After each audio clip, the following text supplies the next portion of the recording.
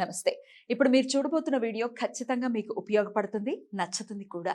మరి మీకు నచ్చిన విషయం నాకు తెలియాలి అంటే ఈ వీడియోని మీరు లైక్ చేయాలి, షేర్ చేయాలి, అలాగే మన ఛానల్ని సబ్స్క్రైబ్ చేయాలి. మీ సపోర్ట్ని నాకు అందిస్తారు కదా. ఓకే, ఇప్పుడు వీడియోని స్టార్ట్ చేద్దాం. నేను మీ జయశంకర్ సిస్ట్లా. మన పిల్లలకి పుట్టిన తేదీని అనుసరించి బలమైన సంఖ్యాబలంలో పేరు పెడదాం. సమాజానికి దేశానికి బలమైన పౌరులనిద్దాం. ఏ ఇంట్లో కూడా అర్ధాయుష్ మరణాలు లేకుండా చేద్దాం. నమస్తే, వెల్కమ్ టు అవర్ ఛానల్. నేను పద్మిని. ప్రస్తుతం పాటు ప్రముఖ ఆధ్యాత్మికవేత్త, ఆస్ట్రోన్యూమరాలజిస్ట్, వేదిక్ వాస్తు స్పెషలిస్ట్, శ్రీ విద్య మరియు హనుమత్ ఉపాసకులు బ్రహ్మశ్రీ డాక్టర్ శివయోగి సిస్లా జయశంకర్ గారు మనతో పాటు ఉన్నారు. మాట్లాడదాం. సార్ నమస్తే. సార్ ఆయుష్మతి భవ. సార్, సోమవారం సంకష్టహర చతుర్థి వస్తోంది. బహుళ పక్ష చవితి తిథి. ఆ రోజున ఆ సంకష్టహర చతుర్థిని లంబోదర సంకష్టహర చతుర్థిగా జరుపుకునేటటువంటి తిథి కాబట్టి చెప్పండి, సంకష్టహర చతుర్థిని ఎలా చేసుకోవాలి, ఎలాంటి కార్యాల కోసం, ఎలాంటి కామ్యాల కోసం చేసుకోవచ్చు? తప్పకుండా అమ్మా. ఈసారి వచ్చే సంకష్టహర చతుర్థి సోమవారం నాడు వస్తుంది, 29వ తారీఖు. 29 అంటే 2వ నెంబరు, అంటే చంద్రుడు. పైగా సోమవారం చంద్రుడు. పుబ్బా నక్షత్రం, శుక్రుడు అధిపతి. అవును. ఏంటి తర్వాత ఉత్తరా నక్షత్రం, రవి రవి అధిపతి. సో వీళ్ళందరి బ్లెస్సింగ్స్ గణపతి రూపంలో మనకు అందాలంటే చక్కటి పూజా విధానం ఉంది. దాన్ని కనుక మీరు చేయగలిగితే, అంటే 3-4 రోజులు ముందే చెప్తున్నాం కాబట్టి, అర్క గణపతి అని దొరుకుతుంది. అంటే యాక్చువల్గా అర్క గణపతిని భూమిలోంచి తీయాలి. దానికి కూడా నిర్దిష్టమైన సమయం ఉంటుంది. 100 సంవత్సరాలు పైబడిన చెట్టు యొక్క వేరు గణపతి ఆకృతిలో మారిపోతుంది అన్నమాట భూమిలోనే. మనం మళ్ళీ చెక్కించాల్సిన అవసరం లేదు.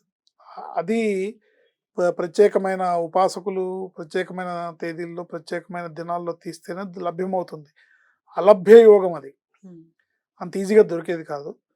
బట్ తెల్ల జిల్లేడు వేరుని గణపతి ప్రతిమలుగా చేసి బయట షాపుల్లో, పూజా షాపుల్లో అమ్ముతున్నారు. అర్క గణపతిని వేప చెక్కతో చేసిన పీట మీద పెట్టి పూజించాలి.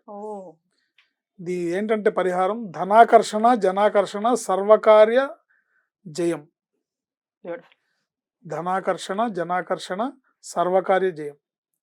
సో ఆ అర్క గణపతిని ఆ రోజు ముందు రోజు మీరు తెచ్చుకొని ఏర్పాటు చేసుకొని సాయంత్రం పూట ప్రదోష కాలంలో ఉత్తరా నక్షత్రం వచ్చిన తర్వాత మీరు, ఎందుకంటే అది అమ్మవారి నక్షత్రం, మహాలక్ష్మీదేవి నక్షత్రం వచ్చిన తర్వాత సంకష్టహర చతుర్థి మీరు మామూలుగా మీ అలవాటు ప్రకారం ఎలా చేసుకుంటారో అలా చేసుకొని పూజాధికారులు ధూపదీప నైవేద్యాలు సమర్పించి చేసుకోవడం ద్వారా, దీనికి ఒక ప్రత్యేకమైన మంత్రం ఉంది. ఆ మంత్రాన్ని చెప్పుకుంటూ చేయడం ద్వారా ధనాకర్షణ, జనాకర్షణ, సర్వకార్య సిద్ధి జరుగుతుంది. అయితే ఇక్కడ నాదో ప్రశ్న అండి. ఇప్పుడు 100 సంవత్సరాలు ఒక ఆ మొక్కకి లేకపోతే చెట్టుకి వస్తే గానీ ఆ స్వామి రూపాంతరం చెందరు అని అనుకున్నప్పుడు, ఇప్పుడు మరి పూజా స్టోర్స్ లో చాలా విరివిగా దొరుకుతున్నాయి.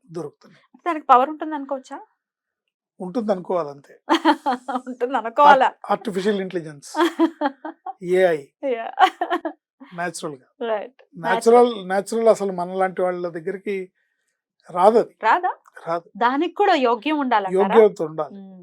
దాన్ని ప్రత్యేకమైన పరిస్థితుల్లోనే ఉపాసకులు మాత్రమే బయటికి తీయగలుగుతారు. ఎవరు పడితే వాళ్ళు తీయలేరు. సాక్షాత్తు గణపతే. అర్క అది కనుక మీ ఇంట్లో ఉంటే, మీ ఇంట్లో 100 తరాల దరిద్రం పోతుంది. అష్టైశ్వర్యాలు, భోగభాగ్యాలు మీ సొంతం అవుతాయి. దొరకడం కూడా దుర్లభం అండి. దుర్లభం. దొరకడం కూడా అంత ఈజీగా దొరకదు. అది పూర్వకాలంలో తీసేవాళ్ళు మహానుభావులు. నాకు తెలిసి మైసూరులో గణపతి సత్యానంద స్వామీజీ దగ్గర ఉంది. వారు ఆ దానికి ప్రత్యేకంగా చెట్టుతో సహా, వేరుతో సహా ఒక రూమ్ కట్టించి గ్లాస్ రూమ్ లో పెట్టి సంరక్షించి పూజ చేస్తున్నారు. ఏంటి, సో అది ఆలభ్యం. ఇప్పుడు దాని గురించి మనం అప్రస్తుతం, అది దొరకదు. దొరికిన దానితోనే తెల్ల జిల్లేడు వేరుని అర్కం అంటారు. తెల్ల జిల్లేడు వేరుతో చెక్కింది అర్క గణపతి అంటారు. సో అంత ఫలితం దొరకపోయినా తెల్ల జిల్లేడు సాక్షాత్ గణపతి స్వరూపం కాబట్టి ఇంకా అదే దానిగానే భావించాలి, అదే మన ఇంటికి వచ్చినట్టుగా మనకు అంత భాగ్యమే ఉందని అంతే అనుకోవాలి. ఉందని ఎందుకంటే అనుకోవాలి. యద్భావం తద్భవతి. తద్భవతి. ఎందుకంటే దొరకని వాటి గురించి మనం ఇప్పుడు సంజీవిని గురించి హిమాలయాల్లోకి వెళ్ళి తెచ్చే దొరకదు మునగాళ్ళు కదా! ఎవరైనా ఉన్నారా? అవును. ఆంజనేయ స్వామి తప్ప. అవును. అలాగే ఇలా ఇలాంటివి అన్నమాట. రైట్. సో అందుకని దాన్ని తీసుకొచ్చుకొని హ్మ్. పూజ చేసి వేప చెక్కతో చేసిన పీట మీద స్వామివారి ప్రతిమ నుంచి పూజ చేయాలి. చేసుకుంటే పూజ చేయాలి. ఉమ్. గరికతో పూజ చేసి, గరికతో, పూలతో, తెల్ల చామంతులతో. ఎలాంటి అర్చన ఏ స్తోత్రాలు చేస్తూ చేయాలి, అసలు ఎలా చేయాలి? గణపతి అష్టోత్తరం, ఉమ్. గణపతి అష్టోత్తర శతనామ స్తోత్రాలు కానీ, గణపతి సహస్రనామ స్తోత్రం కానీ, అంటే ఈ అర్చనా విధానాన్ని ఇలాగే చేయండి అని మనం చెప్పట్లా. ఎందుకంటే ఎవరి సౌకర్యం వాళ్ళది, ఎవరి ఆసక్తి వాళ్ళది, ఎవరి భక్తి వాళ్ళది. అవును. కనీసం అష్టోత్తర శతనామాలు అందరికీ తెలుసు కాబట్టి ఆ అష్టోత్తరంతో చేసుకొని పూజ చేసుకొని, ముఖ్యంగా నివేదన కొబ్బరి బెల్లము కలిపిన చిమ్మిరిని నివేదించాలి. కొబ్బరి లౌజ్ అంటారు. కొబ్బరి లౌజ్ లాగా కొబ్బరి బెల్లము కలిపిన, ఉమ్. కొబ్బరి బెల్లము నువ్వులు కూడా ఆ, దాన్ని నివేదించాలి.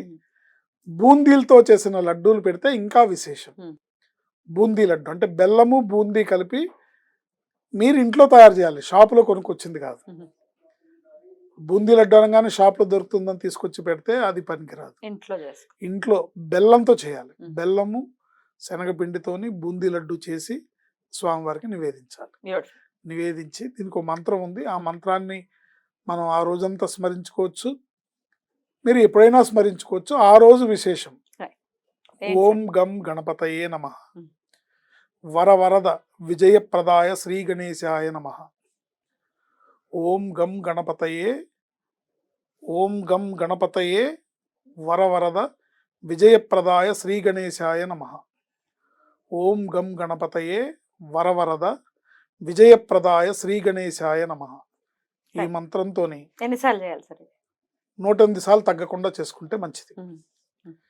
ఇప్పుడు అదే నేను గమనిస్తున్నాను, మన సోషల్ మీడియాలో ఎంత తేలిగ్గా అయిపోయే పరిహారం వేరు, విశ్వాసం వేరు.